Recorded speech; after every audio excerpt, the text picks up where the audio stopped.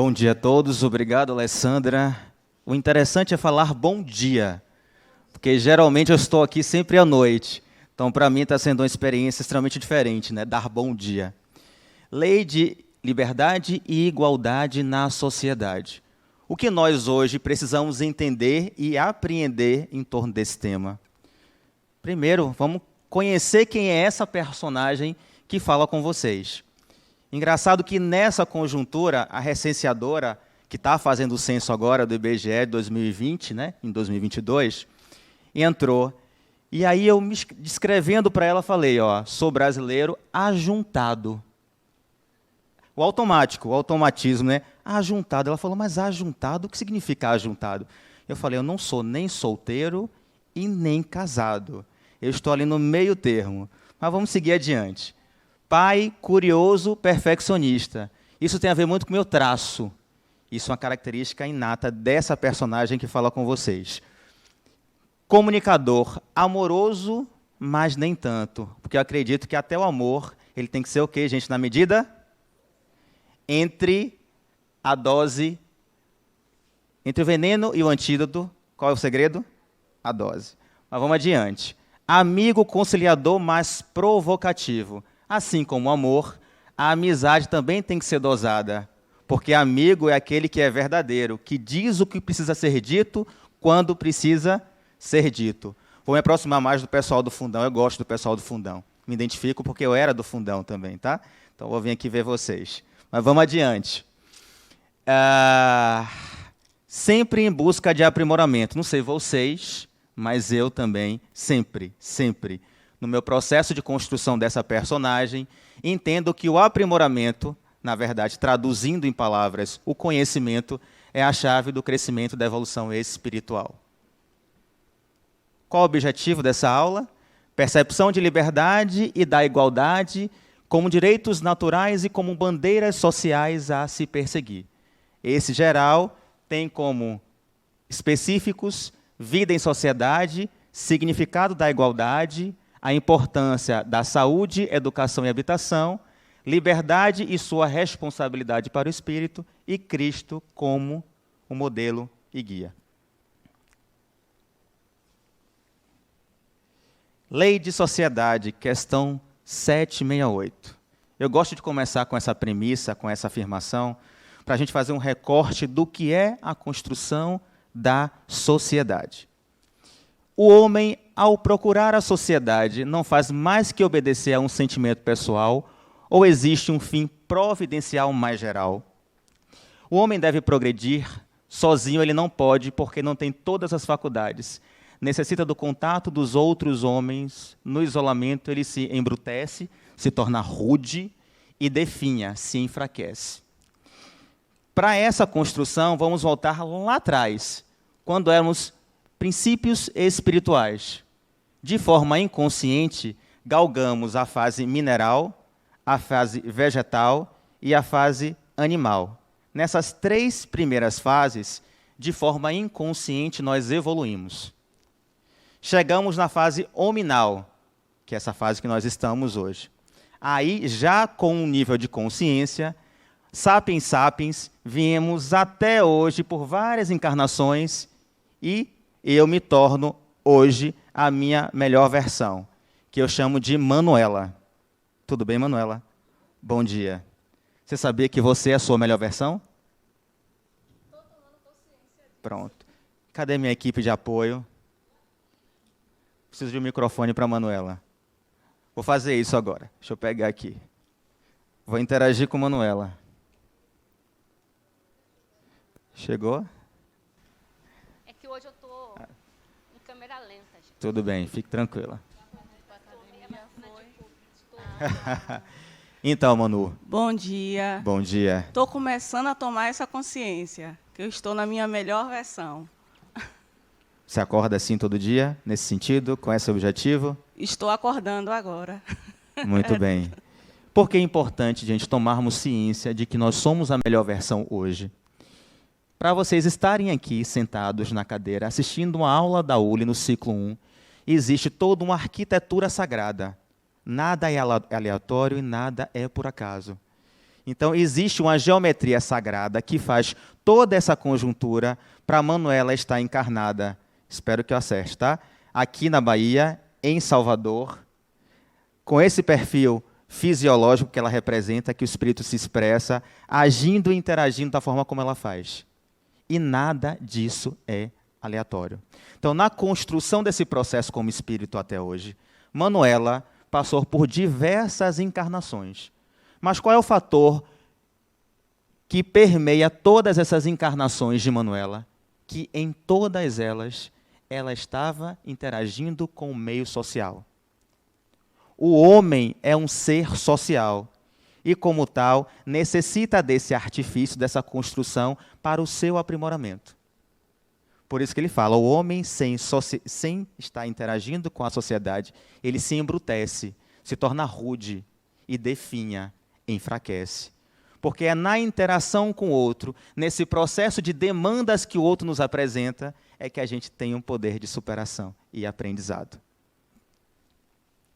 E aí eu trago a Joana, porque ela tem uma frase assim fantástica, quando ela fala que a família é a célula máter do organismo social. Máter, mãe, originária. É a célula originária. Temos que parar de pensar na sociedade como algo externo. A sociedade. Eu sou a sociedade. Todos nós, cada um de nós, somos um quanto energético, não vou entrar em física quântica, tá, Alessandra? Somos um quanto energético que contribui para uma energia conjunta que se transforma em sociedade. Então, não é algo fora. A sociedade não está lá. Eu sou a sociedade. E quando Joana fala, é a célula máter onde se desenvolvem os sentimentos, a inteligência e o espírito desperta para as realizações superiores da vida.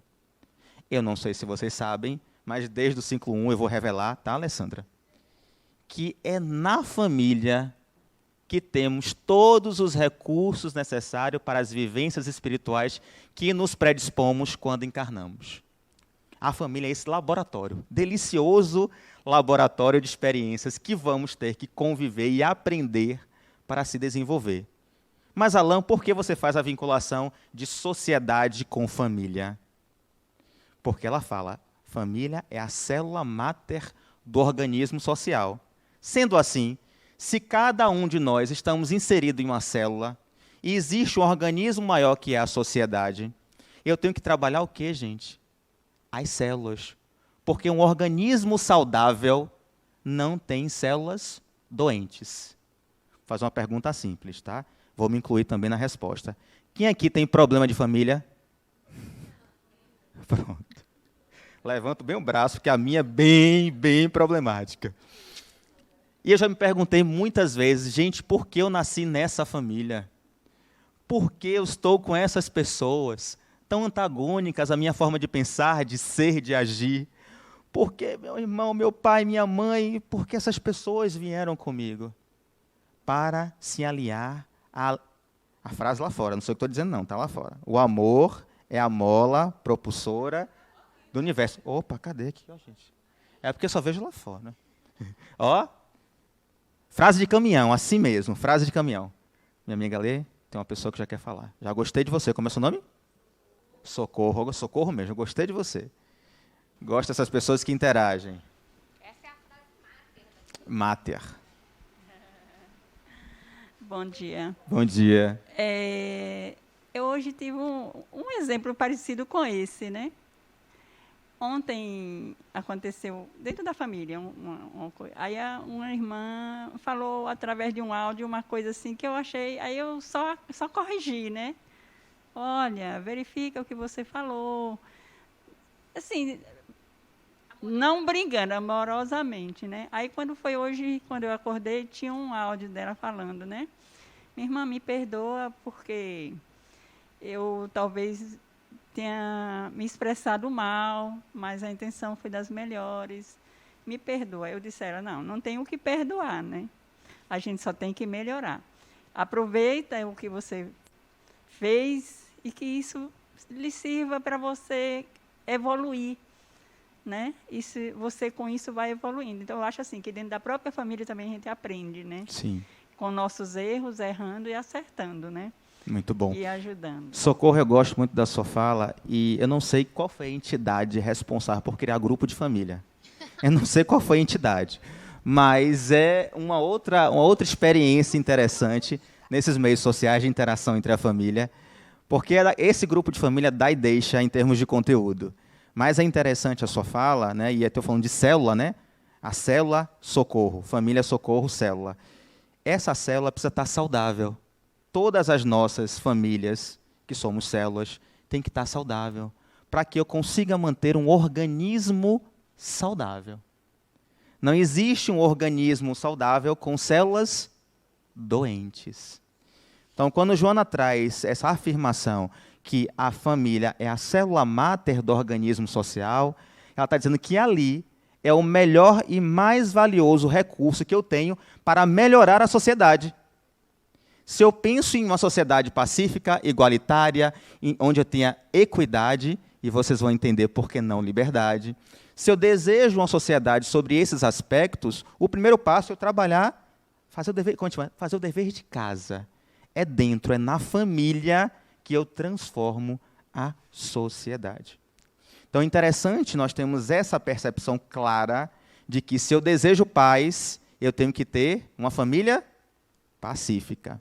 Se eu quero uma sociedade amorosa, eu tenho que ter uma família amorosa. A gente ainda vai aprofundar esse processo, ainda tem mais uma etapa anterior à família. Mas, até esse momento, vamos caminhar por esse sentido, até entendermos melhor esse conceito. Então, nessa dinâmica, nesse exercício, como é seu nome? Patrícia. Só porque ela está letárgica hoje, é o dia que eu vou mais exigir da coitadinha para fazer ela se movimentar. Brincadeira.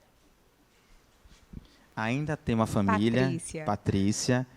Cite aí uma situação, se você se sentir à vontade de expressar, uma situação pela qual você tem na sua família que você não consegue conciliar, não consegue entender, ou que existe muito antagonismo entre a forma dos outros pensarem e de você repensar. Família realmente é um verdadeiro laboratório, né? Principalmente quando você não comunga com os mesmos pensamentos, os mesmos ideais. Sim. Né? Então, isso cria, de uma certa forma, como é que eu posso dizer assim, visões distorcidas, né? E é onde você, às vezes, por pensar diferente, você termina criando atritos, né? Porque você, por não comungar, né? Então, você, de uma certa forma, é atacado. E isso gera o desconforto e, de uma certa forma, o aprendizado também, né? Porque chega um tempo que você começa a entender que o processo é do outro e você está também no seu processo, né? Que ambos estão, de uma certa forma, aprendendo a interagir, né? Dentro do contexto família. É fácil? Não é, né? Não é. Eu mesmo tenho. Minha família é pequena e, ao mesmo tempo, se torna muito grande pelos conflitos. Muitas queixas, todo mundo se vê como vítima, ninguém consegue se colocar dentro de uma visão de se ver, né? E eu já estou no meu processo de me perceber. Então, isso, para mim, às vezes, eu digo assim, gente, bora sair desse lugar, porque já não cabe mais você estar... as coisas cada vez mais claras, né? Só não vê quem não quer, e todo mundo naquela fuga psicológica de ainda no outro. O outro é o culpado, o outro é o motivo, o outro é tudo, menos você dentro do contexto da problemática. Muito bem, Patrícia. Assim como o Socorro... Por que você foi dar o microfone para a Patrícia? Patrícia, ótimo, um discurso, uma discursiva interessante. Patrícia e Socorro relataram aqui questões familiares que interferem nessa relação, né? Nessa célula se tornar ou se manter saudável. Mas eu venho para essa menina aqui do refrigerante Antártica. Tudo bem? Como é seu nome? Marta? Gosto desse nome, Marta. Isso, muito bem, Marta. Seu depoimento, Marta, por favor. A hora é essa. Ninguém vai dizer que a família é boa, não, gente. Tô aqui, você viu que eu sou sutil, né? Eu estou tentando. Mas vamos lá, Marta. Então, quando a gente começa a despertar em determinado momento da vida da gente, a gente começa a entender algumas coisas, né? Já começa a ser menos rebelde, aceitar certas coisas, principalmente quando tem algumas lacunas, né? Tipo, a ausência de um determinado tipo de pai ou de mãe. Você já não tem tanta revolta, né? Ou tanta rebeldia, certos questionamentos. Você começa a entender o processo e dá uma certa quietação. Aí acho que vem a questão da maturidade, e também falar por mim, né? Pela parte espiritual também. Aí eu já comecei a ir à terapia, inclusive.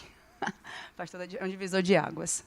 Aí hoje eu já me sinto até mais tranquila, porque eu já fui bem mais essa questão bem. Família. Ótimo, Marta. Nos consultórios dos psicólogos, psiquiatras, um dos temas mais relevantes e mais comentados e alvo de muitas queixas é a família. Família, trabalho e sexualidade são as 3 situações mais comumente discutidas no consultório psicológico ou psiquiátrico. Então, as terapias vêm para conseguir conciliar essas relações familiares. Olhe a importância da família no processo de construção da sociedade. Mas qual é a nossa responsabilidade? Já que já temos, como Marta falou, um certo nível de consciência e de entendimento da vida, Patrícia pincelou, Marta arrematou. Marta, jogadora, como boa jogadora que é, arrematou. Então, qual é a nossa responsabilidade como simpatizantes ou aderentes ao espiritismo, entendendo já com certo nível de consciência a nossa responsabilidade nessa célula, nessa família? Socorro. Não, a Alessandra falou, ninguém fala bem da família. Vai, Maria, minha família é maravilhosa. Eu fui a caçula, como diz, da família. Então, meu pai, ele era um homem que ele dizia, 9 filhos são 9 partes. Então, ele sempre dizia, vocês sustentam um ao outro, em termos de responsabilidade, de orientar, de ser amigos. Então, meu pai passou muito isso para a gente na família. Eu tenho uma família muito aquela, se um está ali, todos estão juntos. Agora, claro, cada um tem seus problemas. E eu, como a filha mais nova, né, da família, a caçula, a última, então meu pai tinha aquela diferença, dizer assim, minha filha, ele não me chamava pelo nome, ele falava o nome das outras, e quando ele ia falar, ele dizia, minha filhinha, né? Então, isso gerou na família uma certa... Tipo assim, ela que é a preferida. Então, isso, até hoje, eu sofro com isso. É porque eles acham, tudo que eu falo para eles é porque eu sou desculpa, com licença da palavra, eu sou a porretona da família, porque eu sei tudo. Porque, às vezes, eu sou muito realista, muito sincera, eu sempre sou verdadeira, eu não adianta ficar dizendo uma coisa bonita para alguém que eu sei que não é aquilo que tenho que dizer. Então, isso me prejudica muito na família. É como a Patrícia falou, às vezes vem tudo para cima de você. Perfeito. Mas nada de indiferença. Eu só quero dizer aqui que a minha família é maravilhosa. Solidaria para complementar a sua fala de Patrícia, de Marta e de todos os outros, como eu também. Eu sempre me incluo na fala, tá, gente? Porque essa boca que fala tem 2 ouvidos aqui próximos. Então, a fala que reverbera para vocês soa também para mim, porque esse é o objetivo, de construirmos juntos. Mas, Socorro, uma coisa que não deve ser realizada é a vitimização. Eu acho que é importante reconhecermos o nosso papel, mas sem nos vitimizar. Temos uma importância, um papel e uma responsabilidade, e vamos atuar diante dela, porque é com essa consciência, e não da vitimização, que a gente constrói células saudáveis e, consequentemente, um organismo saudável, uma sociedade melhor. Mas vamos adiante. Não sei quem conhece, mas Bert Hellinger é um psicoterapeuta alemão e ele trabalha com constelação familiar. E eu gosto muito, quando eu fiz a primeira terapia, quando eu constelei pela primeira vez, assim que se fala, eu pude entender que muito dos meus comportamentos, das minhas tendências e minhas predisposições tinham a ver com comportamentos dos meus antepassados. E olha que eu nego, acabei de falar para vocês, porque eu nasci nessa família, por que isso, por que aquilo, mas o meu comportamento, o meu temperamento, a minha forma de agir e interagir com o meio, tem muito da minha família. Quando a gente para estudar os nossos antepassados, a nossa constelação, a gente, inclusive, consegue compreender problemas atuais em nossas vidas. por que eu tenho dificuldade no trabalho, por que eu tenho dificuldade nos relacionamentos amorosos, por que eu tenho dificuldade de socializar. Quando eu paro para analisar friamente essa tendência comportamental dos meus antepassados, eu começo a identificar algo que existe em mim. Então, Bert Hellinger diz o seguinte: essa terapia é usada para tratar questões físicas e mentais a partir da revelação das dinâmicas ocultas de uma família. É possível identificar acontecimentos que, mesmo desconhecidos, podem trazer problemas para a vida de uma pessoa. Então, muitas questões estão ocultas.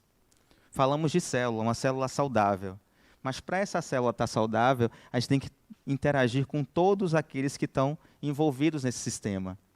E entender o comportamento, as predisposições, as características dessa família vai revelar muito sobre quem eu sou. Então, quem não teve a oportunidade de constelar, procurem, pesquisem, constelem, porque vocês vão descobrir coisas sobre você e sobre sua família que antes passavam desapercebidos. E como isso vai melhorar muito o entendimento e a relação entre vocês. Eu estou correndo hoje porque na segunda-feira, Roberto e Tânia, a gente se envolveu tanto na dinâmica, foi tão interessante a aula e os comentários, que a gente passou um pouquinho do tempo. Então, eu vou dar uma acelerada para a gente conseguir cumprir o cronograma, tá? Igualdade natural. Todos os homens são iguais perante a Deus? Pergunta, né? A gente sempre fala, né? Todos nós somos iguais e somos filhos do mesmo pai. Sempre tem esse jargão que a gente fala sempre, né? Mas vamos lá. Sim, isso, o Livro dos Espíritos, questão 803. Todos tendem para o mesmo fim e Deus fez as suas leis para todos. Dizeis frequentemente, o sol brilha para todos e com isso dizeis uma verdade, maior e mais geral do que pensais. Vale salientar, gente, nessa construção, que todos somos iguais na condição e não na ação. Mas, Alain, o que é iguais na condição e não na ação? Todos nós nascemos simples e ignorantes, estamos aqui pela ordem divina, arquitetura divina, geometria sagrada, lembra que eu citei para vocês no início da aula? Temos o livre-arbítrio de fazermos nossas escolhas. Então, nesse contexto de condição atrelado ao espiritual, todos nós somos iguais. Na condição de sociedade, aí o negócio muda de figura. E nós vamos ver lá na frente a diferença entre igualdade e equidade. Porque para dizermos que todos nós somos iguais, eu tenho que analisar as características, as necessidades e o contexto. E vocês vão entender o porquê isso diferencia igualdade de equidade. Mas para o Pai, todos nós somos filhos, irmãos, em natureza e em espírito, e assim vamos nos manter nessa fraternidade universal. Volto a falar, qual é a premissa básica? O amor é a mola propulsora do universo.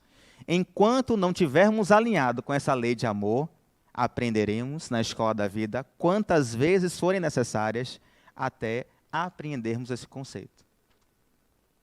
O amor salva, o amor cura, o amor cria e cocria. Falaremos da mulher também, tá? Que é essa criação e cocriação, muito importante também. Eu gosto muito dessa imagem, que ela didaticamente exemplifica a diferença entre igualdade e equidade. Todos nós somos iguais, estamos aqui na sala, e todos nós ganhamos uma bicicleta. Só que cada um aqui da sala tem uma característica diferente, uma necessidade específica. Então, se todos nós ganharmos a bicicleta, será que todos nós, tendo as mesmas oportunidades, conseguiremos nos desenvolver? Observe que lá em cima, na primeira imagem, quando eu tenho igualdade, eu tenho uma cadeirante, que ganhou a mesma bicicleta do homem que tem uma altura fora do padrão, que ganhou a mesma bicicleta que uma mulher, que ganhou a mesma bicicleta que uma criança.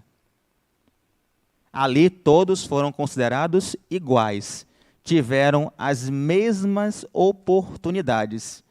Mas é justo? Então, para eu caracterizar uma equiparação, eu tenho que entender as necessidades, as características e as condições. Porque nessa situação, aí eu terei uma equidade, que é uma bicicleta adaptada para cadeirante, uma bicicleta maior para aquele homem que tem um perfil acima da média, a bicicleta da mulher continua a mesma, porque ela se adaptou muito bem, e uma bicicleta menor para a criança. Então, ali eu tenho a equidade. Mas vamos lá. Vamos para Jaísa, prima de Laísa. Não, piada pronta, vê, péssimo esse. Oi, diga. Como é que você pratica a igualdade e a equidade no seu dia a dia? Não são perguntas fáceis, tá? Só para a gente fomentar um pouquinho. Eu fui enfermeira por muito tempo na vida. Mais próximo, mais próximo. Eu fui enfermeira por muito Isso. tempo na vida. E, diante do meu trabalho, eu aprendi muita coisa. Eu aprendi que eu não podia ter preferências, que eu precisava atender com urgência quem precisava mais rápido dos meus serviços, mas eu precisava tratar igualmente, com todo amor, todos. E esse é um aprendizado maravilhoso, mas difícil. Porque, por mais que você ache que não, você tem preferências. Existem os mais afins a você, ou que você se identifica, você se espelha. Então, assim, você se manter neutro em tudo isso não é fácil, mas foi um belo aprendizado. Muito bem, Jaísa. Gosto muito do depoimento de Jaísa, porque é uma questão muito delicada, principalmente quando a gente fala de vínculo, por exemplo, consanguíneo. Quando eu falo, como é que eu vou gostar de um ente, de um vizinho, igual eu gosto do meu irmão, da minha mãe, do meu filho, do meu pai? Como eu vou tratar aquele com o qual eu tenho uma afinidade, com o qual eu tenho um desejo de um sentimento maior, com aquele transuente que passa na rua? Mas lembramos-nos que somos filhos do mesmo Pai e que estamos hoje nessa representação fisiológica. Mas já fomos mulheres, já fomos homens, já fomos pais, já fomos filhos. E nessa ideia dessa seara de construção da humanidade, eu já exerci diversos papéis. Então, hoje, talvez a minha família material não seja a minha família espiritual. E eu vou construindo cada vez mais, agregando cada vez mais, para chegar, Jaísa, numa coisa que você tocou e me remeteu, que é o amor incondicional. O que é o amor incondicional? É sem fazer a distinção. E olhar para a Jaísa e entender que ela é um espírito, independente de como ela se manifesta, e que eu a amo como espírito que ela é, em sua essência. Se ela se apresenta como homem, como mulher, ou como qualquer outra variação que pode ser representada, essa é uma questão meramente individual, que é do processo de individuação e crescimento de Jaísa. Não cabe a mim julgar. Então, essa questão da construção do amor incondicional ainda é muito difícil para mim. Como Jaísa falou, eu fui enfermeira, eu sei que eu tenho que trabalhar para todos com igualdade, na verdade, com equidade, entendendo cada um nas suas particularidades. Um paciente de semi-UTI não pode ser tratado como o mesmo paciente de UTI, que não pode ser tratado como o mesmo paciente que está no quarto. Cada um tem sua característica. Sim. Cada um tem sua característica. Então, por isso que eu falo sempre em equidade. Nos últimos tempos, o aprendizado mais difícil, porque eu trabalhei com criança a vida inteira. Nossa. E, assim, lógico que o que mais mexia eram os pais, os avós. Mas, quando começaram a aparecer as crianças trans, sem preconceito nenhum, a gente não sabia lidar com aquilo. Era difícil, porque, assim, o que foi que eu fiz? Eu me prendi no respeito. Porque uma criança de 6 anos de idade, que tem nome de João, e a mãe chega correndo na frente e diz assim, ó, o nome dele não pode mudar agora, porque pela lei não pode mudar. Mas eu quero que você chame ela de Maria Ana. É um menino, mas ela vem de menina. Alan. Ó, Jaísa, você A antecipou, primeira Jaísa. vez. Ó, você antecipou, Jaísa, o conteúdo da aula. Pois é. Eu vou te contar a história de Carla e João. Vou me colocar como personagem dessa história. Carla era uma amiga de infância. Conviveu comigo durante toda a infância. Brincou comigo, a gente viajava juntos. E eu sempre entendi Carla como uma representação do feminino. Certa vez, certa conduta da vida, nós seguimos caminhos diferentes. Carla viajou, foi morar no exterior, isso na década de 2000, por ali, 2001, 2002. Carla viaja e vai, e vive lá praticamente 15 anos. Quando é em 2015, Carla volta. E vai essa personagem, Alan, no aeroporto buscar quem? Carla. Mas, Alan, vocês não mantiveram contato antes disso? Não. Eu soube por intermédio de uma outra pessoa que era minha em comum que ela estaria retornando. E ela iria buscar Carla no aeroporto. E no ímpeto eu falei, nossa, que interessante, que bom rever essa amizade da infância e tal. Fui buscar. E me aparece um homenzarrão. Não era um homem, era um homenzarrão. Que agora já não era a Carla, era João. E assim como você, Jaísa, eu fui puro de coração e de expressão. Aquela imagem inicialmente me chocou. Eu não estava preparado e não tinha conhecimento suficiente para lidar com aquela situação. Tudo que eu dispunha de conhecimento era muito raso para lidar. A primeira expressão foi a surpresa. Eu disse, nossa, como assim? Como assim, Bial? Olhei aquilo, me surpreendi e disse, não, calma, existe aí algo diferente que eu preciso aprender a lidar. Já com o meu nível de consciência. E aí fui, abracei, tudo bem, tudo. Moral da história. João me ajudou a sair da ignorância, a entender mais as questões de gênero, a aceitar a condição pela qual ele se expressa, porque não cabia a mim o preconceito e o julgamento. Mas Jaísa foi natural. Talvez foi orgânico, eu diria. Na hora que eu vi, isso chocou. Estou falando da década de 2000, 2015, retornou, estou falando de 7 anos atrás. Essa discussão ainda estava, borbulhando ali no processo social. Qual é o aprendizado que nós devemos ter com relação a isso? E isso é muito sensível, muito interessante, gente. Nós devemos olhar para o outro pela sua essência e não pela sua representação. E qual é a nossa essência? O Espírito. É fácil, Jaísa? Não. Não é fácil.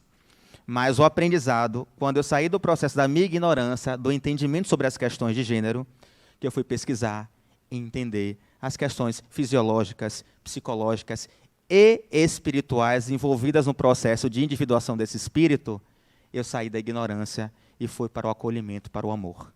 E foi realmente libertador. Libertador eu olhar para o outro e já não ter o crivo de analisar ou julgá-lo. Olhar para o outro e amá-lo na sua essência. Não importa como Patrícia se apresenta. O que importa é que eu sinto o sentimento de acolhimento, de amorosidade, de aceitação de Patrícia. E falta na sociedade que nós vivemos hoje exatamente o respeito. Mas aí eu saio de Jaísa e vou para a minha amiga que está tossindo ali no cantinho. Por favor. Diga seu nome e como você lidar com as questões de gênero na sociedade hoje. Assim, bem rapidinho, tá? Tá. Priscila. Priscila. Então, eu sinto que eu ainda estou aprendendo, assim, né? Uhum. Mas tem um olhar mais ampliado, eu acho, desde muito nova, para as pessoas que não se encaixam no formato que a sociedade impôs para a gente por muito tempo, né? Então, sempre tive esse olhar mais aberto, mesmo quando algo parecia muito diferente para mim, né? Mas, é claro, com a idade também, a gente vai se enquadrando e tudo que é muito diferente, às vezes, assim, impacta, porque também convoca a gente para uma mudança, né? Assim, eu tenho que mudar também diante daquilo que é novo, né? Então, lido um pouco desse jeito, assim, hoje. Não sei se eu respondi. Respondeu, sim. Quando falamos em liberdade e igualdade na sociedade, permeia a diversidade. Esse é um campo, e olha como está escrito a frase, salve a diversidade humana. Diferença não é defeito, é apenas uma característica. Só que estamos tão aprisionados a crenças limitantes que cerceiam a nossa capacidade de amar. E nós dizemos, eu amo. Eu sei o que é o amor. Sabe o que é o amor? Quando esse amor tem uma limitação, quando esse amor discrimina, quando esse amor julga, não é amor. Quando Jesus diz, amai-vos uns aos outros como eu vos amei, ele estava fazendo distinção do outro? De como ele era, ou como ele representa, ou como ele se expressa? Não. Apenas amai-vos uns aos outros como eu vos amei. Mas vamos adiante. Lei de igualdade. Questão 805, Livro dos Espíritos. Passando de um mundo superior a outro inferior, conserva o espírito integralmente as faculdades adquiridas? Deus permitiu, porém, que os espíritos em graus diversos de desenvolvimento estivessem em contato para que os mais adiantados pudessem auxiliar o progresso dos mais atrasados. Aquele rapaz que passa a mão no cabelo ali agora, ali atrás, de camisa preta. Isso. Pode se expressar, aqui é o caminho. Diga seu nome, por favor. Tiago. Tiago, como é que você vê essa questão dos mais adiantados arrebanharem os mais atrasados no processo de evolução social? É algo que, para quem está saindo desse grau mais adiantado para o mais atrasado, pode parecer, sei lá, estou sendo penalizado, mas não é essa a ideia, né? A ideia é você estar ali e ajudar quem precisa, passar seu conhecimento e ganhar méritos também por estar ajudando quem está numa condição inferior à sua. Muito bem, Tiago. Não doeu, tá vendo? Foi rapidinho. Tiago fala de uma coisa muito interessante, que é uma outra percepção que nós temos que ter da sociedade. Cada um encontra-se num processo de construção e evolutivo, em níveis diferenciados. Quando fala os mais adiantados ou os menos adiantados, é com relação ao processo individual de crescimento de cada um, não comparativo. Eu sou melhor do que Renata, Renata é melhor do que Alain. Renata está no processo de construção dela e Alain está no processo de construção. O meu nível de consciência permite auxiliar Renata a tomar melhores atitudes, a seguir um melhor caminho, etc, etc, etc. Por que eu cito isso? E eu vou te perguntar agora. Já queria, né? Então já vai casar o útil com o agradável. Que é, quando eu falo de alavancar a sociedade, o quanto energético para a gente evoluir em termos sociais, em termos de humanidade, eu falo que esse amor ele tem que ser compartilhado. É muito mais vinculado para o sentimental do que para o racional. Quando eu dou as mãos e compartilho aquilo que eu tenho de bom, o bom reverbera. E é nesse sentido que a gente fala, que os mais adiantados eles vão trazer os menos adiantados. Mas vamos lá, diga seu nome que eu não estou vendo. É Renata. Renata, muita Renata. Isso é nepotismo, viu, Renata? Renata. Na verdade, eu só queria trazer um pouco a questão anterior da diversidade, né, de gênero. Eu sou educadora e eu sou professora de competência socioemocional. E essa questão é muito questionada em sala de aula. Os temas transversais, né? E aí os adolescentes eles vêm muito com uma ditadura de que as pessoas precisam pensar igual a eles no que se refere a essa diversidade de gêneros. E aí eles falam que quando não se pensa igual a eles, você está sendo preconceituoso. Então, eu acho que a gente precisa tomar muito cuidado com isso, porque respeitar o diferente é respeitar quem não pensa igual também. Sim. Você não precisa desrespeitar, isso não é um desrespeito. E eu dizia isso para eles compreenderem um pouco o choque de gerações, porque eles faziam críticas ferrenhas aos pais, aos avós, que acham estranho, né? Muitos deles, por exemplo, ainda não serem definidos enquanto sexualidade. Então, muitos deles falam, eu não sei se eu sou menina ou sou menina. E aí eles achavam que é preconceituoso quando o pai acha isso estranho, ou quando o avô acha isso estranho. E aí eu dizia, mas vocês também não estão impondo uma ditadura que tem que ser o seu jeito e a sua forma? Então, assim, se é respeitar o diferente, vamos respeitar a diversidade, inclusive de pensamentos. E não é desrespeitoso pensar diferente de você. É desrespeitoso ele lhe ofender, é desrespeitoso ele lhe diminuir, é desrespeitoso ele dizer que você é anormal. Isso é desrespeitoso. Mas vocês precisam aprender a respeitar o pensar diferente. Então, eu vejo muito essa ditadura, né? Aí tudo fica assim, você é transfóbico, né? Se você pensa diferente, então eu acho que perpassa essa questão por isso daí Renato também. Tocou num ponto muito sensível e que vale uma discussão rápida, que é o seguinte. Eu sou de uma época, da década de 80, que o máximo que eu me aproximava de uma questão de gênero era Vera Verão e Roberta Close. Máximo. O máximo que eu tinha de informação sobre uma questão de gênero era essas expressões, que foram na década de 80, 90. Além disso, eu não tinha nenhuma informação, nenhum referencial, nenhum ícone. E nem nas escolas, nem nos meios sociais, nem em qualquer outro eu tive nenhuma informação. Seja pelo lado da biologia, seja pelo lado da psicologia, eu não tinha nenhum referencial educativo. E você tocou num ponto, Renata, que eu trago novamente, que na minha fala eu pincelei rapidamente, que é: só conseguimos transformar uma sociedade através da educação. A educação é o ponto crucial de convergência. E aí eu falo que se todos nós, vamos voltar para o bíblico de novo, amai-vos e instruí-vos. Então, a partir do momento que eu tenho a informação, conhecereis a verdade e ela vos libertará. No meu caso, lembra com Carla e João? Quando eu soube o que era a verdade, quando eu tive conhecimento de causa, eu pude abraçar essa diversidade. E concordo que existe uma dicotomia, Marta, que o diferente ele já se expressa, mas quem não aceita o diferente também é discriminado. Então, olha a dualidade, né, que você tem, a dicotomia. Então, você se expressa na sua diferença, mas quem não entende, não compreende, ou que não chegou a esse ponto de consciência, também é discriminado.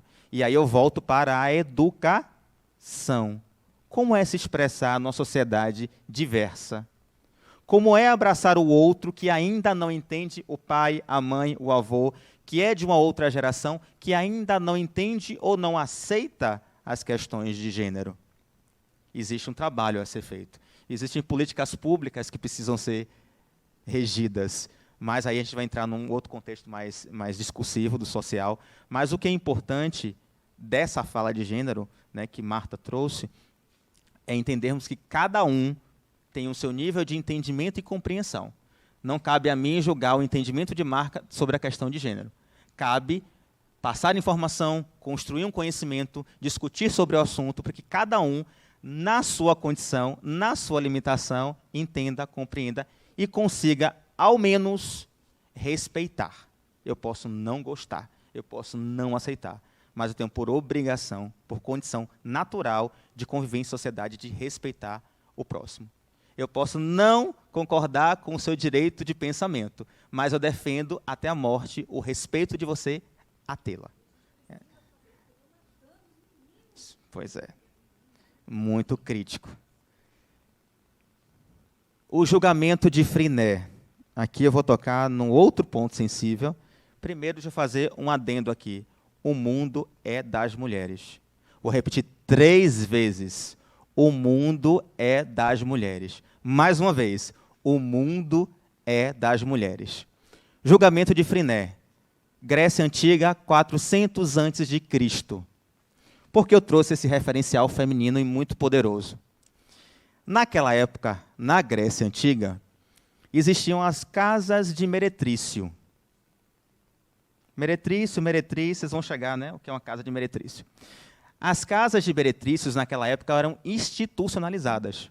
Então, o governo mantinha as casas de meretrícios para que os seus senhores pagassem os impostos e usassem como um serviço público as casas de meretrícios.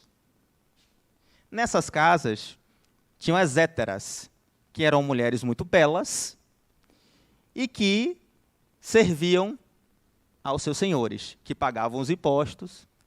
Para vocês terem uma ideia, o processo era tão institucionalizado que tinham funcionários públicos que trabalhavam nas casas de meretrício para a segurança e organização. Naquela época também, a sociedade permitia que os homens, além das suas esposas, tivessem as concubinas. Então, era normal que o homem tivesse sua esposa e fosse na casa de meretrício curtir lá com as héteras. Só que existia essa hétera chamada Friné, que era uma mulher muito empoderada, já em 400 a.C. E ela começou a ter muita representatividade social e poderio econômico. Como ela era astuta e muito inteligente, ela começou a também ter influência política. Então, ela começou a mandar em todos os homens daquela sociedade. Isso na Grécia Antiga, 400 antes de Cristo. Só que aqui uma fofoca da Grécia Antiga, tá, gente? Como ela se empoderou demais, o que é que a sociedade faz com mulheres que se empoderam demais? Tentam tirá-la do circuito. E eu não sei se vocês conhecem um outro contemporâneo, Sócrates, filósofo grego. Ele foi acusado de atentar contra as crenças religiosas da época. Então, ele foi condenado e morto exatamente pelos seus ideais. E Friné foi acusada também de atentar contra as crenças religiosas da época. Fofoca da Grécia. Na verdade, isso foi um subterfúgio que a sociedade, a elite da época, fez para tirá-la do circuito, porque ela estava tão influente a ponto de dizer aquela frase que tem ali embaixo. Destruído por Alexandre e restaurado por Friné a Hétera. Sabe o que foi isso? Alexandre o Grande derrubou as muralhas de Tebas. Ela tinha tanto dinheiro, ela era tão empoderada que ela disse assim, eu mando reconstruir, eu tenho dinheiro para reconstruir tudo. Agora vocês vão ter que colocar a frase. Destruído por Alexandre o Grande e restaurada por Friné a Hétera. Olha que poderiam naquela época. Então, ela chegou no status quo, num poder e numa representatividade social, política e econômica, que a burguesia disse, eu vou tirar essa mulher do circuito. Aí criou a acusação e ela foi para o Aerópago, que era como se fosse um tribunal. E, ai meu Deus, eu acho que esse nome dele agora é Eurípides, se não me engano, Eurípides, que era um orador e que serviu como advogado, foi defender Hétera no tribunal no dia que ela seria julgada. Só que eles prepararam a cama de gato, tudo muito prontinho para condená-la. Queriam tirá-la de circuito. Tudo bem arquitetado, todo mundo já... A coesão feita para o processo. Só que aí, Eurípides teve uma sacada. Hétera era muito bela. E por isso que essa beleza fez com que ela conquistasse muitas coisas. A inteligência, obviamente, aliada à beleza, construiu tudo isso. E Eurípides falou, olha, se ela é representação de Afrodite, que é a deusa do amor e da beleza, na Grécia Antiga, tudo que é belo não é ruim. Olha que legal, né? Tudo que é belo, é divino, não pode ter uma conotação ruim. E aí Eurípides, já naquele momento crítico do tribunal, todo mundo querendo a guilhotina, querendo que ela fosse julgada e presa, ele simplesmente faz o que está ali na tela. Ele arranca a roupa de Friné no meio do tribunal. E todos aqueles que estavam no tribunal, estupefatos com a beleza sublime de Friné, gritam, absolvida, absolvida, absolvida. Friné sai do tribunal, né, totalmente empoderada, vive a sua vida com grande influência naquela época da Grécia, né, antiga, em Atenas, e quando ela morre, é erguida uma estátua dela na cidade. E aí um grande orador da época fala, é verdade, erguem estátuas para as héteras, mas não erguem estátuas para as esposas. Estou falando de 400 antes de Cristo, há mais de 2.400 anos atrás. E aí eu pergunto para a minha amiga Leilane, isso, Leilane, diante dessa história, ainda vou ter um desfecho, mas eu já quero lançar a premissa para vocês, qual é o papel da mulher na sociedade? Isso, Leilane.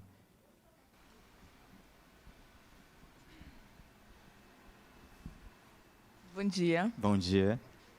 Não tinha uma pergunta mais difícil. Bom,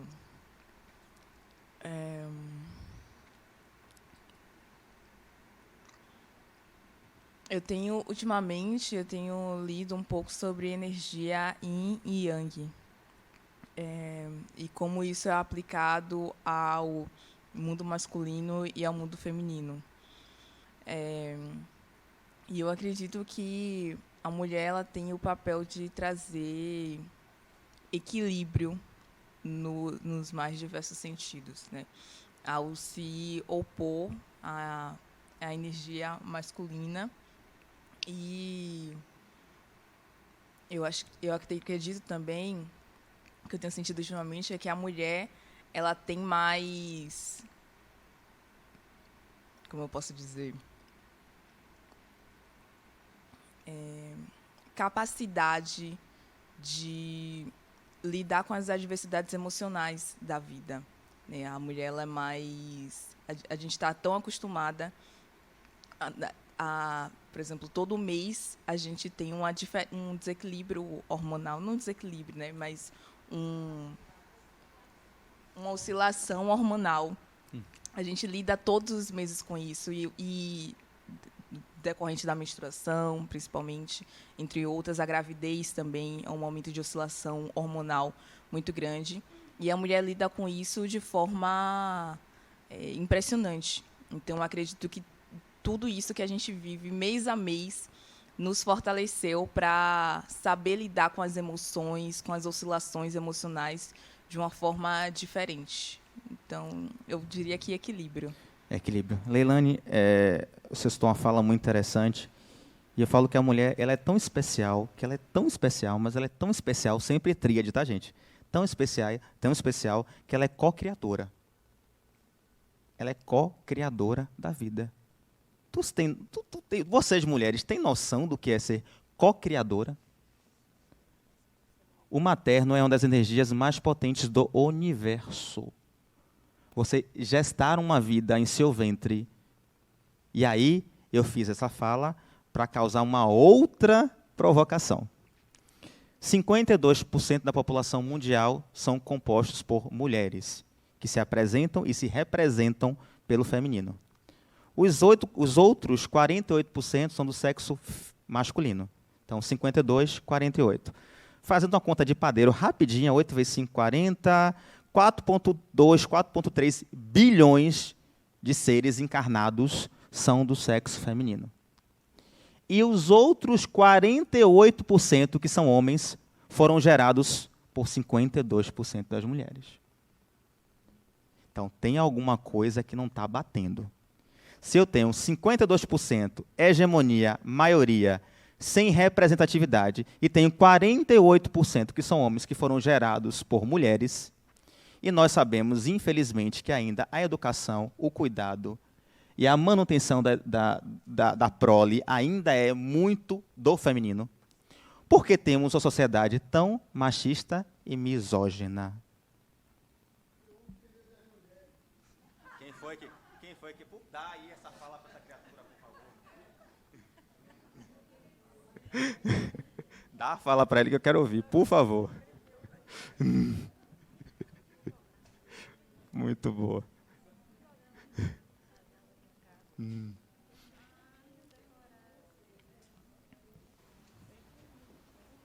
Aí.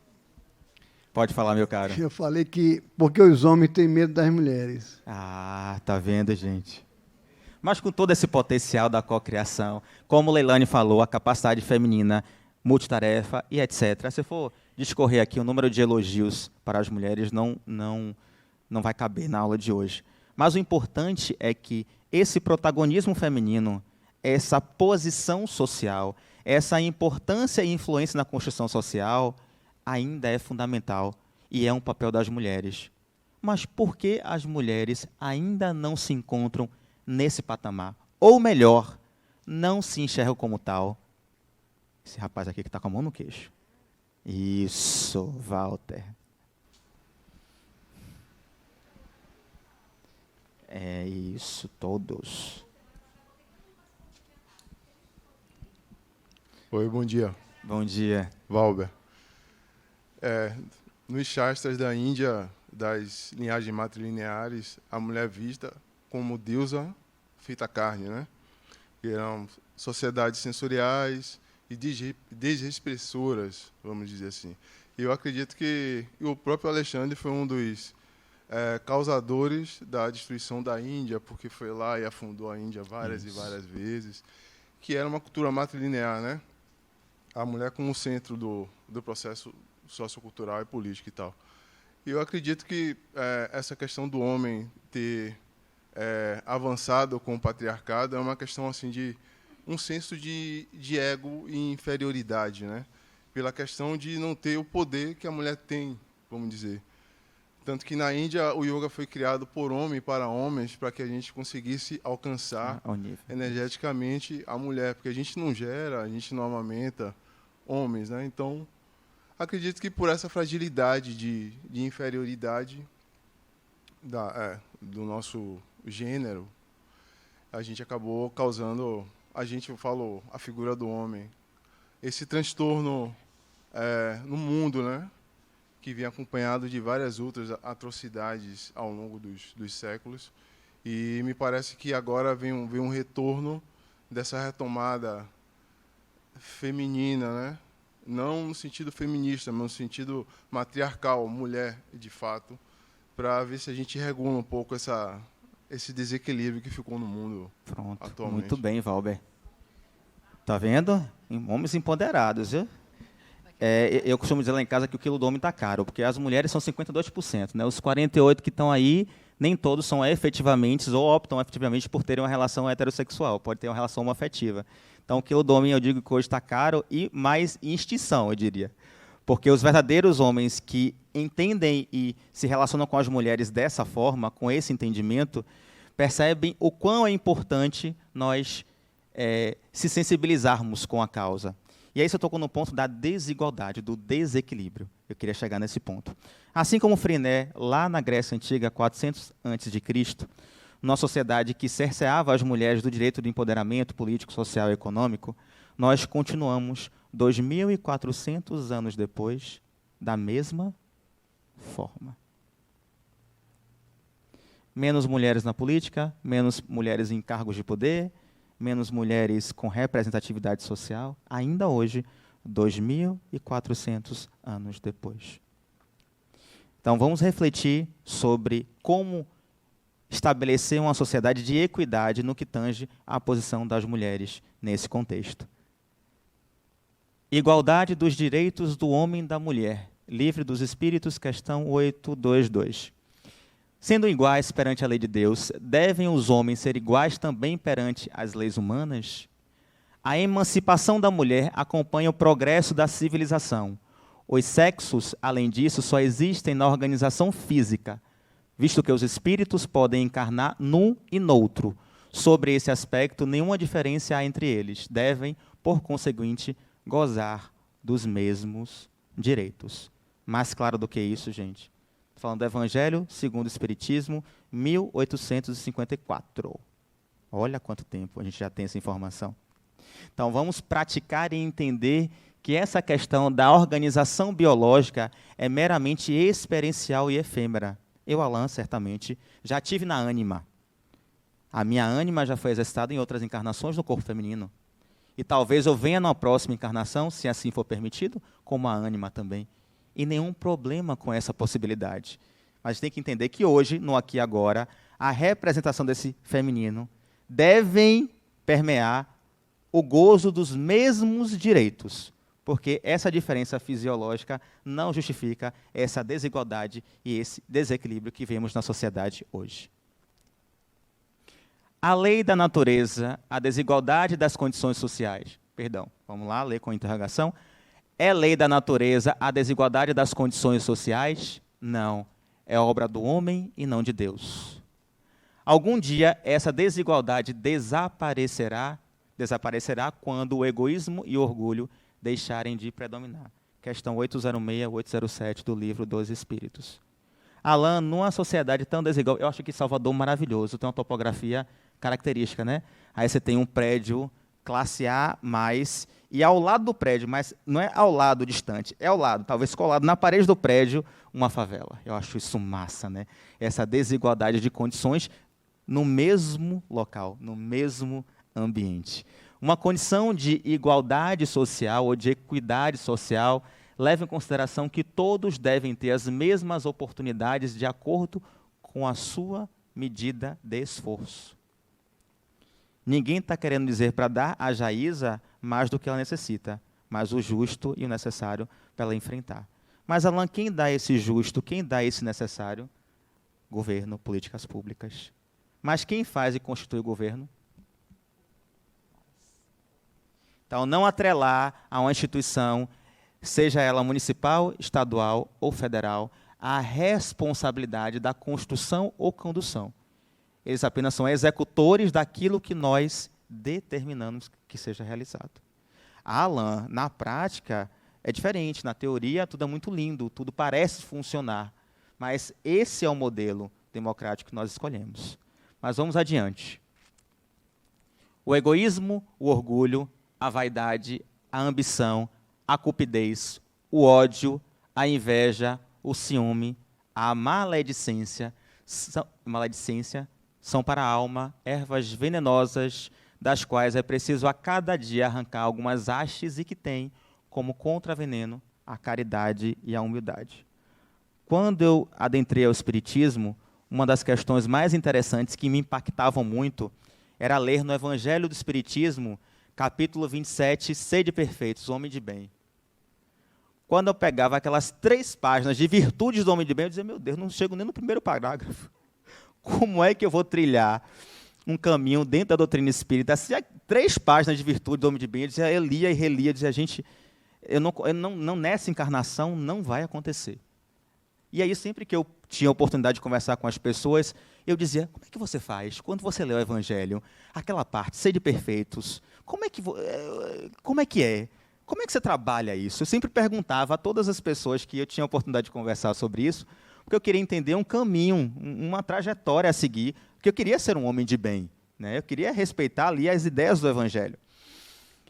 E aí essa inquietude me permeou durante muito tempo da minha vida. Eu frequentava vários centros espíritas, questionava palestrantes, e conversava com o Adenauer, com fulano, com o cicrano, com o Djalma, e dizia assim, mas como é que funciona? E ninguém me dava uma resposta que não fosse frase de caminhão.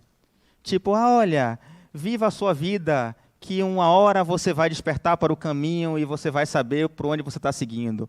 O outro dizia, olha, estude, se esclareça, que um dia, com esclarecimento e com estudo, com muito estudo, você vai chegar ao caminho de entendimento do que é ser de perfeitos. O outro dizia, medite. O outro dizia, só que nenhuma das respostas que me chegavam satisfazia a minha angústia, a minha ansiedade. E certa vez eu estava lá em Divaldo, na Mansão do Caminho, não estava num dia muito equilibrado, não. Aquele dia que você estava virado. E aí eu digo, deixa eu assistir uma doutrinária, porque é equilibrar energeticamente para entrar numa sintonia de equilíbrio. E aí Divaldo falou uma coisa que eu achei fantástico, que reconhece, você já deve ter ouvido essa frase, reconhece-se um verdadeiro espírita pelo esforço que hoje ele faz de ser melhor que ontem e amanhã melhor do que hoje. Eu digo, já fez um sentido, já estou achando aqui um caminho. Pelo esforço diário e contínuo, talvez eu consiga um dia adquirir uma virtude, viu, Renata? Daquela parte lá do Sede Perfeitos. E aí, lendo André Luiz, tem uma frase, um comentário de André que é muito interessante, que ele diz o seguinte, evolua nessa encarnação, nem que seja 1 milímetro. Gente, 1 milímetro parece pouco, né? Nem que seja 1 milímetro nessa encarnação, mas sempre avante, sempre construindo, sempre se esforçando a cada dia para ser melhor. E aí eu pergunto para você, minha amiga Elizabeth Alves, o que é que você tem feito, criatura de Deus, para ser uma mulher de bem? Vamos tirar, né, o jargão homem de bem, né? Para ser uma mulher de bem. Sai de perto de mim. Alain, né? Isso. Alain, eu estava aqui pensando, desde quando eu cheguei, né? Aliás, desde que eu acordei, que eu tenho um encontro hoje, na hora do almoço, com uma pessoa que eu não tenho nenhuma afinidade. E eu estava procurando desculpas. E lá, olha só. Muito obrigada pela pergunta. Ou eu vou ter que escolher, para justificar minha não ida, para evitar esse encontro, que para mim não é nada agradável. E eu estava aqui pensando, mirabolando, né? Aí você vem com essa pergunta. E eu já estava aqui pensando também de não mais encontrar nenhuma justificativa, e sim eu encontro. E dizer, eu não gosto de você. Eu não gosto de você. Ou então... Está tudo certo. E é sobre isso. Ser o máximo de discrição e ser realmente aquela pessoa educada que eu acho que eu sou. Ser minimamente educada bem, enfim, e esse encontro. Essa é a minha... Eu acho que é o meu esforço hoje, né, de ser um pouco melhor do que antes, porque antes eu ia procurar mil desculpas para não ir. Hoje eu vou, resolvi aí. Maravilha, olha, gente. Maravilhoso. Olha a Obrigada. mudança de atitude, como ela é possível a qualquer momento, né, Elizabeth? Coincidência? Não é coincidência. Essa resposta veio muito ao encontro das minhas aqui, né? Perfeito. Das minhas dificuldades, né? Maravilha, Elizabeth, muito obrigado pela sua contribuição. Mas o que é que nós temos feito hoje em dia? Cada um de nós aqui, a reflexão é conjunta. Cada um de nós tem feito para sermos homens e mulheres de bem. Elizabeth disse, olha, já ia desmarcar, já ia inventar algum tipo de justificativa para não comparecer ao encontro. Mas, a partir da reflexão que me veio na aula, eu entendo que eu preciso ter esse enfrentamento e tentar conduzir da melhor maneira possível essa relação com essa pessoa que eu não tenho afinidade. E está tudo certo não ter afinidade, tá? A gente não precisa gostar de todo mundo, não. Mas o que é que a gente tem feito, gente, no dia a dia? O que é que eu tenho feito no dia a dia? É só aqui no centro? É só quando eu frequento o ciclo 1, ciclo básico da ULI?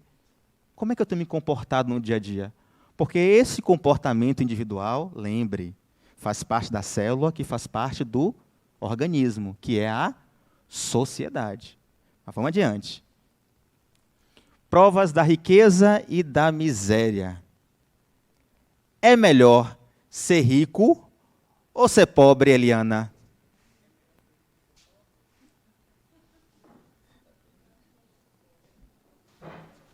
Lancei. Larguei o doce, agora ela vai...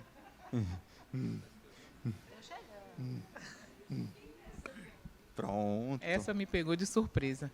Mas eu acho que depende do que você quer dizer com riqueza e com pobreza. Tudo tem que ter um equilíbrio, né? Se for uma riqueza, vamos dizer, espiritual, mental, e de que possa fazer você se evoluir, é melhor ser rico, né? Agora, é claro que outro tipo de riqueza, de você ter uma condição de vida boa, para que você possa se proporcionar a melhorar, também é bom. Então, tudo é uma questão de ponto de vista e daquilo que você pretende ser no mundo. Entendeu? E essa pobreza depende também. Para quem foi pega de surpresa, respondeu muito bem, viu, Eliana? No momento que meu marido estava me dando um cheiro, você me perguntou. Que momento bom. Mas vamos lá, Eliana. Essa condição da pobreza e da riqueza tem a ver exatamente com as necessidades que o espírito tem de aprender o que ainda não foi aprendido. Então, ser rico ou ser pobre, isso é apenas uma característica, uma condição que o espírito precisa, e na prova da riqueza, vale salientar, abrir um parêntese, de que a prova da riqueza, ela geralmente sucinta o desequilíbrio, a busca por vícios, porque o poder, o acesso, o dinheiro, termina deixando a porta, lembra aquela metáfora do Evangelho, a porta mais larga, para que a gente tenha mais facilidades e, consequentemente, se desvirtue do caminho pelo qual precisamos passar. A porta estreita, que é a da pobreza, significa resignação. É algo que eu preciso entender e, através das minhas capacidades e habilidades já integradas, melhorar a minha condição. Então, como a Helena falou, nem para uma condição ou nem para outra condição. É para que o espírito se predispõe nessa caminhada, nesse aprendizado enquanto encarnado. Muito bem, Eliana, você respondeu direitinho, viu?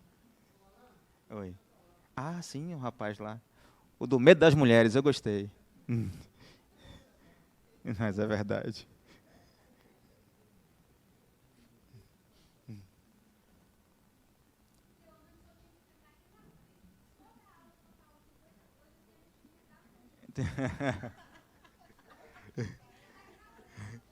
Por favor, né, da próxima vez. Deixa eu quieto. Deixa eu quieto. Ô, Alan, nessa questão que você colocou da riqueza e da pobreza, eu, na minha infância, vivi muito, e ainda não sou rico. Hoje eu trabalho, né, tenho uma atividade. Mas eu aprendi com meu pai que tudo se faz necessário no aprendizado do que você tem. Meu pai foi um homem que trabalhou muito na vida dele, foi caminhoneiro, né, sofreu um acidente e teve que fazer uma cirurgia porque o carro dele caiu da ladeira da montanha ali na Conceição, e ele ficou entre as ferragens, perdeu o rim e tal. E ele tinha a família para sustentar, que era a maior riqueza dele. E ele, mesmo todo aberto, foi trabalhar, viajar por essas estradas. E isso me deu muita força. Eu já falei até aqui que apanhei muito de meu pai e tudo. Mas eu aprendi com ele que todo esforço se faz necessário para você ter uma dignidade no sentido de ser esse homem de bem que se procura. Meu pai deixou muitas amizades, coisa que hoje eu tenho uma amizade, mas não tenho tanto quanto que ele tem. E respeitado o que ele era pelos esses amigos. Então, hoje você ser pobre, não ter a riqueza material, é como ela colocou, mas você tem aquela riqueza que te fortalece no quesito de você poder dar ao outro o mínimo que você tem. E aí você se torna uma pessoa rica nesse caminhar. Eu, hoje, né, eu não tenho muito, mas quando eu busco fazer alguma coisa, eu quero ajudar outras pessoas, né? Assim, eu faço aniversário, já falei aqui, eu faço aniversário e tal, e junto amigos para me doar cestas básicas, brinquedos, para poder... Eu fazia isso em Salvador, aí depois resolvi fazer no interior. Hoje eu não estou fazendo mais porque dependo de transporte, e meu cunhado que fazia isso comigo não faz mais. Mas eu colocava meus amigos, que tinham poder aquisitivo mais ou menos, né, para poder ele participar daquela ação, para ele ver o quanto que ele poderia melhorar ajudando o outro. E isso, realmente, para mim, né, é uma riqueza, porque eu estou vendo pessoas aí que têm abastadas, que uma grande parte eu vejo que até ajuda, mas outros não. Hoje eu estava falando com minha filha ontem, na quinta-feira, que nós fizemos o Evangelho no Lar, a respeito disso. Que tem pessoas que se individualiza tanto ultimamente que não quer participar um mínimo com o outro. Porque a riqueza, eu por acaso, meu salário é um salário que dá para me sustentar.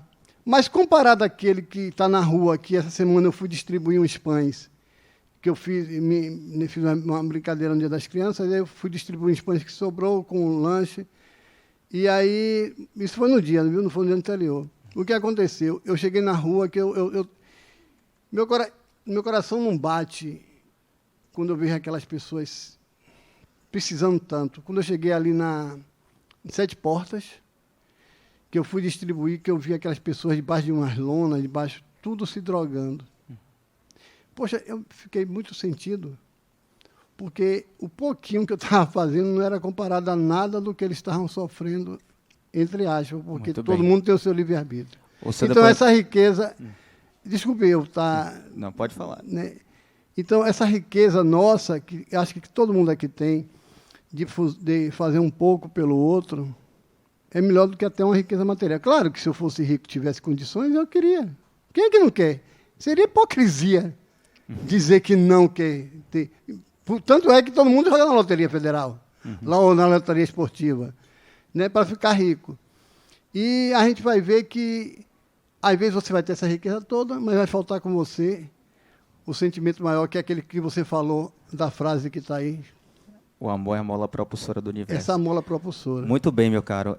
Só um fechamento sobre esse assunto, que é: nós temos a medida do necessário, nem a mais, nem a menos, diante das nossas escolhas e trajetórias já feitas até aqui. Então, não somos vítimas, somos responsáveis pelo nosso destino. Tá? Falamos até agora de sociedade como organismo, família como a célula, e agora cada um de nós como um núcleo. Então, lembra que até agora falamos assim? Sociedade, família, eu. Agora a gente inverte. É eu, sociedade e família. Por que isso, gente? Seja a mudança que você quer no mundo. Nenhuma sociedade será constituída em termos de igualdade e de liberdade se eu, como indivíduo, responsável e participante dessa sociedade, não fizer a minha parte. E o que é fazer a minha parte? Eu vou convidar vocês para fazer um turismo interno. É mergulhar nas camadas mais profundas do ser, através do autoconhecimento, autodescobrimento, autotransformação e autoiluminação. Convido vocês, a partir do voo do espírito e viver como espírito, da autodeterminação. Mas aí é outro contexto. A gente fala em uma outra aula. Pronto. Vocês vão se reunir agora, nessa conjuntura que vocês estão, e vão elencar 3 fatores que ajudam e 3 fatores que atrapalham na sua vida em sociedade por ser quem vocês são. Eu sou colérico. O que é que me ajuda e o que é que me atrapalha? Eu vou citar 3 exemplos para cada um na sociedade. 10 minutinhos, ela vai... Quem vai ser o porta-voz, escolhe o porta-voz que vai anotar e vai falar na frente rapidamente. Aqui também.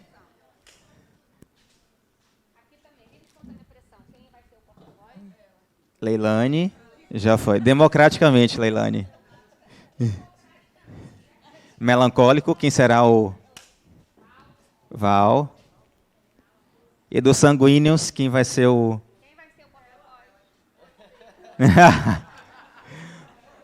Pronto, gente. A partir de agora, discutam civilizadamente 10 minutinhos, 3 fatores que ajudam, 3 fatores que atrapalham na sociedade por serem quem vocês são. Então venham. Oh, isso é fleumático. 1 minutinho, rapidamente, para a gente concluir, tá? Pronto, não precisa dizer mais nada, né? Detalhista, minimalista, cuida de todos os detalhes, vai pensar, vai ponderar. Qual é a melhor oportunidade? Quando eu devo falar? O que é que eu devo pensar? Não vou dizer assim, porque essa pessoa talvez não esteja preparada para todo o tato, toda a didática, toda a dinâmica, para chegar no melhor forma, para a gente manter o equilíbrio e a adaptação típica do fleumático. Porém... Veja bem, o fato da permissividade, né, o fato olha a característica principal ali, repouso e adaptação. Somos muito adaptativos, mas essa... Pra sair no YouTube. Não, tá. Mas essa adaptação realmente traz problemas para a gente. O fato da permissividade, o fato da adaptação consegue colocar a gente em situações que nem a gente mesmo concorda, mas em prol da paz, em prol do comodismo, em prol da adaptação, a gente acaba aceitando diplomacia, paz, a gente acaba aceitando, de fato, alguns eventos que nem mesmo a gente concorda. É basicamente isso, os fatores que atrapalham, a gente listou permissividade, adaptação e passividade. Da gente, às vezes, se ver numa situação que a gente não quis se colocar, mas a gente está ali naquela situação sem saber como sair, e sem saber dizer não para o outro, e tentando ser exacerbadamente diplomático, e a gente começa a se adaptar naquela situação e fica ali. E os outros fatores que atrapalham? Esses são os fatores que atrapalham: permissividade, adaptação e passividade. E, recapitulando os que ajudam, pacificidade, né? Somos muito pacíficos, não somos da treta, somos vibes. Confiável e eficiência. Esse foi o único que eu discordei, mas o grupo concordou. Eficiência e os outros, pacificidade e confiável, me vejo muito bem. Palmas para ele, gente. Fleumáticos. Coléricos. Não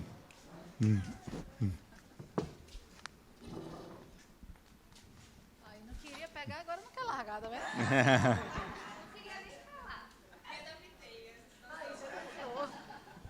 Gente, em pensar que eu já avancei no pescoço 3 vezes, eu tenho 69 anos, então eu acho que eu estou com...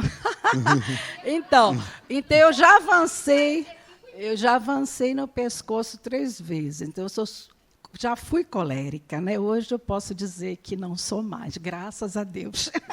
Já penso antes de agir. Então é o seguinte, a gente, para somar aí a positividade do colérico, né? A gente sabe que a parte negativa é aquele manipulador, né? Aquela pessoa impulsiva, impaciente, dominadora. Porém, para se viver bem na sociedade, da melhor forma possível, tendo um bom relacionamento, a gente precisa. A gente pensou logo na confiança, passar a confiança para o outro. Aí vem tudo mais, né? O bom líder, aí vem o líder. O líder ele vai ser humilde, tentar ser humilde, estar mais próximo, ou ter uma boa escuta, não é isso? E a gente, então, tentar, o que mais que a gente botou aqui? Reconciliar sempre através da boa escuta, ter iniciativa e tomar as decisões mais corretas possível, né? É isso. Se as colegas quiserem acrescentar. Esses tipos, né? Eu me identifiquei nos 4, em alguma coisa. Em alguma coisa. Mas eu tenho consciência que eu sou mais colérica. Isso. Ela está falando aqui que já voou no pescoço, né?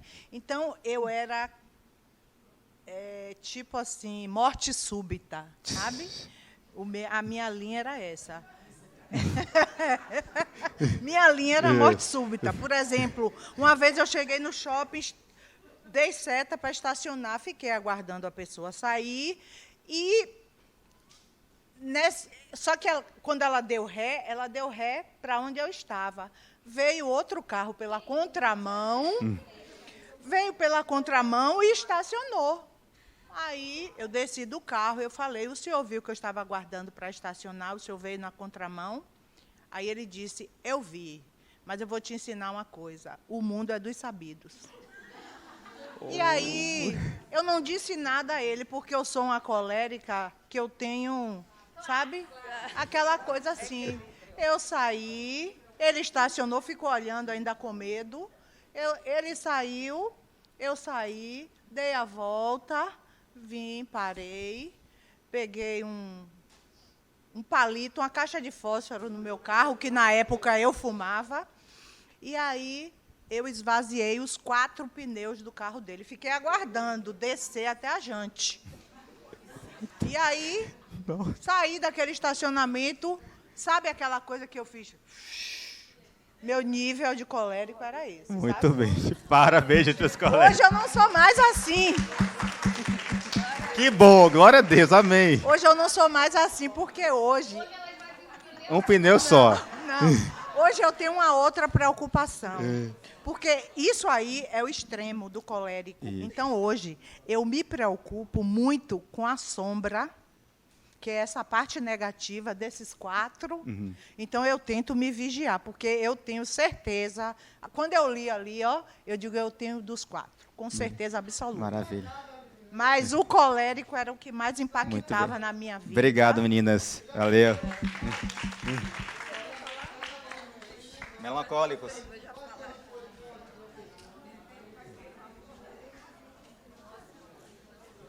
Tá vendo? Se empolga.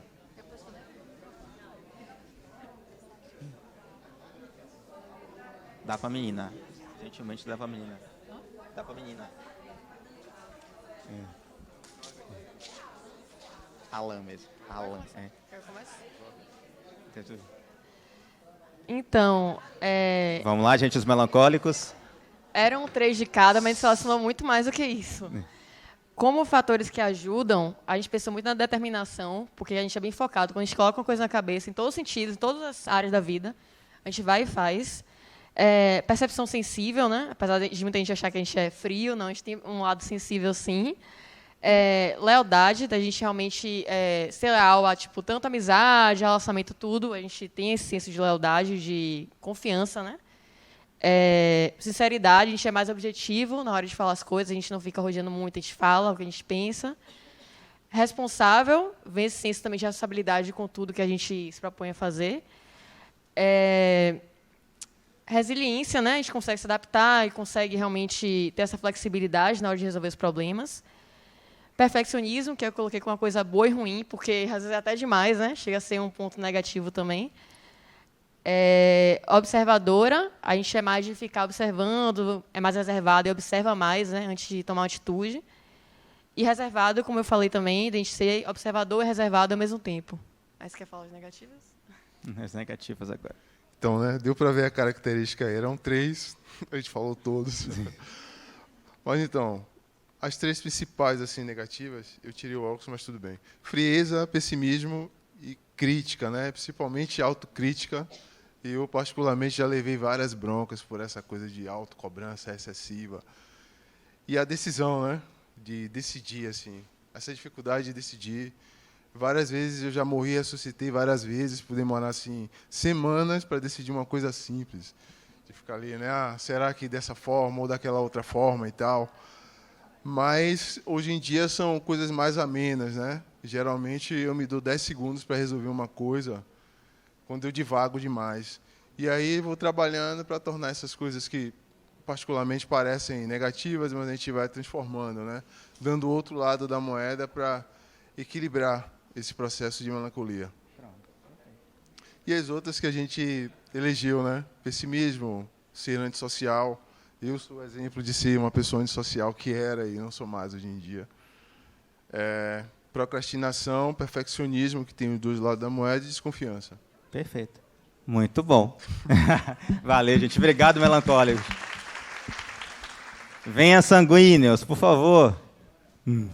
Ave Maria, é sanguíneo. É sanguíneos, é. Sanguíneo é assim. Expansivo, é. Esse povo exagerado, é. É o povo exagerado. Ave. Vocês deixam o sanguíneo por último, tá? É a escolha de vocês.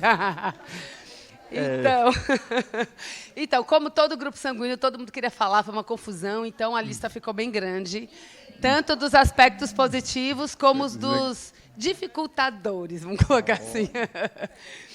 Então a gente colocou assim que o fato de sermos otimistas, né, alegres, isso torna a gente muito agregador. São pessoas agregadoras, assim, né? Então a gente agrega pessoas e aí a gente também tem muito foco na solução e não no problema. Porque a gente pensa várias alternativas, pensa várias soluções e pensa bastante. Somos criativos também, práticos, então a gente não fica muito reclamando da vida, a gente vai logo para a praticidade também. Somos comunicativos, né? Então a gente também gosta de falar, gosta de dar ideias. E uma coisa muito legal é que a gente é fácil de se relacionar. Então a gente também se relaciona com muita facilidade, né? As pessoas gostam da gente porque a gente sempre tem uma mensagem assim positiva, né? Então, vocês querem falar mais do positivo? Adoram o microfone. Adoro o microfone. Não, sanguíneo não gosta de falar, sanguíneo não gosta de chamar atenção. Isso. Bastante. Mas, assim, o lado negativo do sanguíneo é justamente esse... As pessoas não entendem a nossa aceleração, né? O nosso pensamento, a gente pensa muito rápido. Quer dizer, demora para as pessoas que estão em torno entender isso, né? Então, assim, a gente quer... Quando está pensando, quando está falando, a gente já está achando lá na frente. E isso, realmente, para a convivência... para a convivência é um pouquinho dificuldade, né? Tem dificuldade nisso. Então, assim... Mas tenha paciência com a gente, que a gente... Gente boa. O outro aspecto negativo aqui do sanguíneo?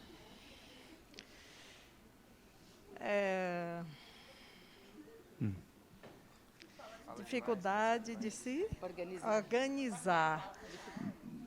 Dificuldade de se organizar, né? Essa ebulição que fica né, no sanguíneo tem essa dificuldade, né? Eu, por exemplo, tenho. Com o tempo, com o espaço, às vezes, né? Tem essa dificuldade. E, assim, só para falar com relação ao tipo que eu me identifiquei agora, que eu, nos aspectos positivos, eu também não era assim. Né? Eu sou do interior, vim para cá há muito tempo e tal, fazer faculdade. Então, eu era muito, muito diferente, né? E mudei, né? Mudei. Que bom. E hoje, assim, sou bem, né, mais expensiva. E a gente vê, né? Muita coisa boa, muita coisa que também a gente apanha, né? E para aprender, tá? Então, acho que o sanguíneo tem muita coisa positiva e muita coisa que internamente precisa resolver, né? Perfeito. Cada um internamente. Vamos lá. Então, falamos demais, pensamos demais e falamos também sobre todos os assuntos. A gente consegue conversar muito bem sobre qualquer coisa. E eu acho que isso pode ser positivo, mas também pode ser negativo. Sim. Às vezes a gente pode invadir o espaço do outro sem perceber. E então a gente tem que estar sempre sentindo ali se a gente é bem-vindo, se a gente não é, ou já está na hora de parar. E é isso. Muito bom. Olha os sanguíneos, palmas, gente.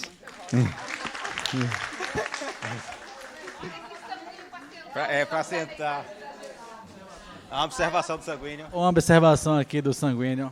Deixa, eu não quero falar não, estou inseguro. Gente, lembrando que aí são os 4 temperamentos. Muitas pessoas falaram, eu participo de um, vejo característica em outros, mas isso é muito comum.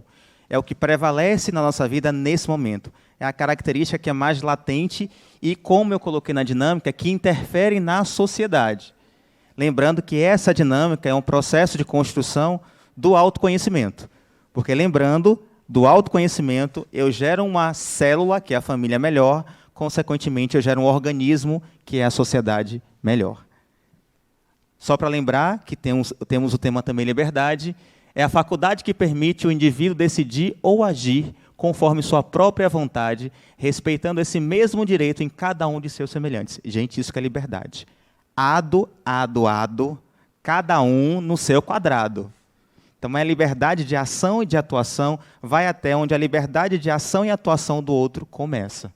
Isso é liberdade. Liberdade não é libertinagem, liberdade não é anarquia e liberdade não é irresponsabilidade. Então, assim como a águia do voo do espírito, saiba planar diante da vida, mas com responsabilidade, com atenção e entendendo claramente quais são os seus limites. À medida que os espíritos evoluem, a consciência do bem e do mal está mais bem definida. Então, o nível de consciência tem a ver exatamente como minha amiga falou aqui do yin e do yang, da ânima e do ânimos, é a busca desse equilíbrio. Quanto mais o espírito desperta o seu nível de consciência, mais ele está próximo da 4ª e da 5ª dimensão. 3ª dimensão, tridimensional, tempo e espaço. 4ª dimensão, eu tenho tempo, mas não tenho espaço. 5ª dimensão da consciência, eu não tenho tempo e eu não tenho espaço. Então, quanto mais o nível de consciência é atingido pelo espírito, mais ele está próximo das outras dimensões. Da volta do espírito à vida corporal. Questão 399, Livro dos Espíritos. O espírito goza sempre de livre-arbítrio. Em virtude dessa liberdade, é que escolhe, quando desencarnado, as provas da vida corporal e que, quando encarnado, decide fazer ou não esta escolha, essa coisa e procede à escolha entre o bem e o mal. Livre-arbítrio. O que é livre-arbítrio? É a capacidade que todos nós temos de quê, gente? Escolher. Escolhas conscientes nos levam a caminhos conscientes. Tá? Não vou me estender, porque essa questão da consciência gera muita discussão. Mas vamos adiante. Quem é esse cara? Jesus Maneiro. Está olhando para você e dando like. Então, a ideia é de desmistificar o Jesus bucólico, barroco e sofredor. Ele é o maior protótipo de espírito livre. Por que ele é o maior protótipo de espírito livre? Porque todas as suas ações são pautadas nas leis divinas, que vocês já aprenderam ou vão aprender, já aprenderam aqui no ciclo 1. Então, a liberdade dele vai na execução alinhada às leis divinas. Então, ele veio propagar o que, gente? O amor é a mola propulsora do universo. Olha lá.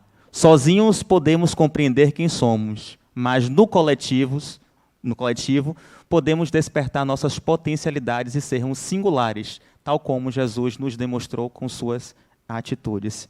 Agregação, respeito a todas as etnias e povos, agregação pela fraternidade, pelo amor. É isso que ele pregava e ainda prega ainda hoje. Eu e sociedade. Manuel Porteiro foi presidente da Sociedade Espírita Brasileira e, em 1934, ele fez essa citação que eu gosto e resume muito o que é igualdade e liberdade na sociedade. Para o Espiritismo, o homem é um ser social e, portanto, ensina-o a ser solidário com a sociedade em tudo que tenha ao seu melhoramento, a maior justiça e bem-estar de todos e de cada um. Isso ele falou em 1934. Então, vamos entender e absorver esses conhecimentos, porque vão ajudar muito a gente nessa construção de um social melhor. E aqui, só para fechar a nossa fala de hoje, cumprir meu tempo, que a Alessandra já está aqui me olhando. Adaptação evolutiva ao voo do Espírito, capítulo 12. O que é que Adenauer diz nesse trecho do livro? A cada encarnação, integrando habilidades, o espírito vai se adaptando à dimensão em que vive suas experiências, vencendo desafios e prosseguindo a sua jornada. Assim sendo, eu desejo para todos vocês, comece onde está, use o que você tem e faça o que você pode, porque estamos aqui juntos para o despertar de consciências e, a partir da atitude individual de cada um, desenvolver a lei de igualdade e liberdade na sociedade. Obrigado pela atenção de vocês e um ótimo dia.